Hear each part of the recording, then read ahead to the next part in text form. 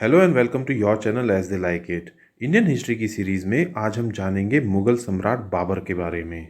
इस लेक्चर में हम देखेंगे बाबर कौन थे, कहाँ से वो आए थे, कैसे बाबर ने मुगल साम्राज्य को सेटअप किया, क्या हुआ था battle of Panipat, battle of Khanwa, battle of Chanderi और बैटल ऑफ घाघरा में। तो आइए स्टार्ट करते हैं आज का लेक्चर मुगल एम्परर बाबर। सबसे पहले हम ब्रीफ में बाबर की एंटायर हिस्ट्री को जानेंगे, उसके बाद हम हर टॉपिक को थोड़ा डिटेल में समझेंगे। भारत में मुगल एम्पायर को इस्टेब्लिश किया था तमीरुद प्रिंस ज़हीरुद्दीन मोहम्मद बाबर ने। बाबर तिमूर का डिसेंडेंट था फ्रॉम हिज फादर साइड और चंगेज खान का डिसेंडेंट था फ्रॉम हिज मदर साइड। उसकी फैमिली बिलोंग करती थी Chagatai section of the Turkish race. Babur ने ओरिजिनली फरगना को रूल किया था। फरगना मॉडर्न डे उज़्बेकिस्तान को कहा जाता है। बाबर को इंडिया पर अटैक करने के लिए दौलत खान लोदी, जो कि सूबेदार ऑफ पंजाब थे, अलम खान लोदी, जो कि इब्राहिम लोदी के अंकल थे, और राजा राणा सांगा ने इनवाइट किया था। बाबर ने इंडिया पर अपनी जीत फिफ्थ एक्सपीडिशन में दर्ज की थी। इससे पहले चारों एक्सपीडिशंस में वो नाकाम रहा था। 1526 में फर्स्ट बैटल ऑफ पानीपत में उसने इब्राहिम लोदी को हराया था। इसके बाद 1527 में बैटल ऑफ खानवा में बाबर ने राणा सांगा को हराया था। इस बैटल के बाद बाबर ने गाजी का टाइटल ले लिया था। 1528 में बैटल ऑफ चंदेरी में राजपूत राजा मेदिनी राय को बाबर ने हराया था। 1529 में बैटल ऑफ घाघरा में बाबर ने डिफीट किया था मोहम्मद लोदी, जो कि अंकल ऑफ इब्राहिम लोदी थे। यहाँ पे ये फैक्ट जान ले कि battle of Ghaghra medieval India की फर्स्ट ऐसी बैटल थी जो कि लैंड एंड वाटर दोनों पे एक साथ लड़ी गई थी। बाबर फर्स्ट रूलर था जिसने अपने आप को टाइटल दिया था बादशाह का, और उसने टर्किश में लिखा था बाबरनामा, जिसको पर्शियन में ट्रांसलेट किया था अब्दुल रहीम खाने खाना ने, और इंग्लिश में ट्रांसलेट किया था बाय मैडम बेबरिज। बाबर का battle style gun powder and artillery पे डिपेंडेंट था, और बाबर की विक्ट्री के बाद रैपिड पॉपुलराइजेशन हुआ gun powder and artillery in India.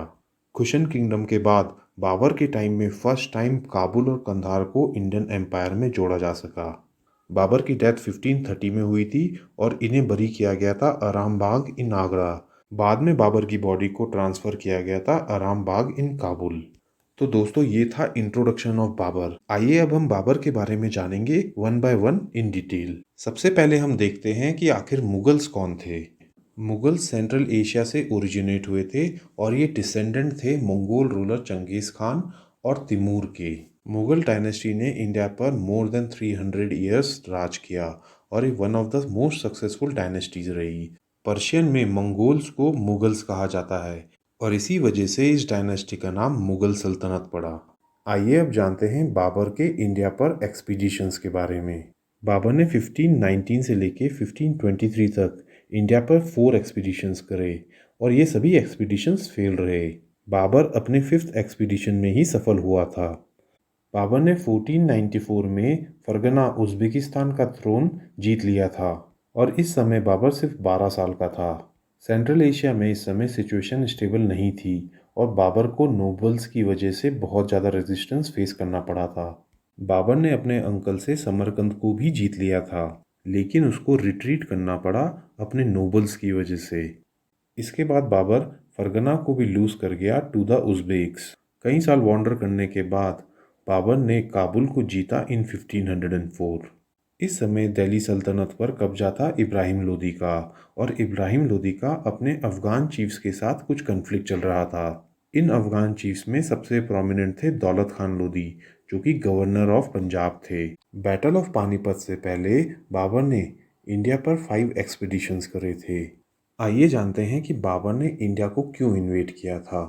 दूसरे सेंट्रल एशियन इन्वेडर्स की तरह बाबर अट्रैक्ट हुआ था इंडिया की फैबुलस वेल्थ के लिए, क्योंकि उस समय इंडिया को सोने की चिड़िया माना जाता था और बाबर को ये भी पता था कि उसके एंसेस्टर तिमूर ने इंडिया को इन्वेड कर कर इंडिया से बहुत सा पैसा और ट्रेजर्स लूट लिए थे। तिमूर ने पंजाब के कुछ एरियाज को अनेक्स भी किया था, इसीलिए जब बाबर ने अफगानिस्तान को जीत लिया तो उसे लगा कि पंजाब के कुछ एरियाज पर भी उसका लेजिटिमेट राइट है। दूसरा रीज़न जिसकी वजह से बाबर ने इंडिया को इन्वेड किया था was the insufficient income of Kabul. Kabul की इनकम बहुत कम थी, जिसकी वजह से बाबर अपने किंगडम को अच्छी तरह से नहीं चला पा रहा था। बाबर उज़्बेक्स के अटैक्स के लिए भी एप्रीहेंसिव था और इस वजह से इंडिया उसके लिए एक प्लेस ऑफ रेफ्यूज भी थी। इंडिया पर अटैक करने का नेक्स्ट रीज़न था उस समय की इंडिया की पॉलिटिकल सिचुएशन। इब्राहिम लोदी का इस समय अपने चीफ्स के साथ झगड़ा चल रहा था, जिसमें सबसे पावरफुल अफगान चीफ थे दौलत खान लोदी, जो कि गवर्नर ऑफ पंजाब थे। और इन्हीं सब पॉलिटिकल वजह के कारण बाबर ने इंडिया पर इन्वेट किया था। आइए जानते हैं अब फर्स्ट बैटल ऑफ पानीपत के बारे में। फर्स्ट बैटल ऑफ पानीपत हुई थी between Ibrahim Khan Lodi and Babur in the year 1526 और इसी बैटल से बिगन हुआ था Mughal empire in India.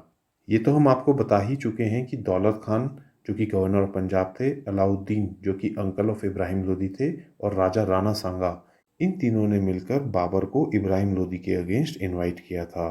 First battle of Panipat में बाबर की आर्मी थी 12,000 सोल्जर्स की, वहीं इब्राहिम की आर्मी की स्ट्रेंथ थी अराउंड 1 लाख सोल्जर्स। लेकिन बाबर की सुपीरियर वॉर टैक्टिक्स के कारण बाबर ही अल्टीमेटली विजयी हुआ। इस वॉर में बाबर ने Rumi Ottoman method of warfare अपनाया था। फर्स्ट बैटल ऑफ पानीपत में बाबर ने कैनन्स का बढ़ चढ़कर इस्तेमाल किया था। इंडियन हिस्ट्री में बैटल ऑफ पानीपत की काफ़ी सिग्निफिकेंस है, क्योंकि इस बैटल में सुल्तान ऑफ दिल्ली इब्राहिम लोदी की हार हुई थी। पानीपत की हार ने लोदी डायनेस्टी को ख़त्म कर दिया था और इंडिया में शुरुआत की थी मुगल सल्तनत की, जिसने राज किया अगले 331 साल तक टिल 1858। तो दोस्तों, यहाँ पे हम फिनिश करते हैं फर्स्ट पार्ट ऑफ बाबर। अपने नेक्स्ट लेक्चर में हम देखेंगे बाबर की दूसरी बैटल्स और बाबर का contribution in art and culture. अगर आपको ये लेक्चर पसंद आया हो तो हमारे चैनल को लाइक एंड सब्सक्राइब करें। Thank you.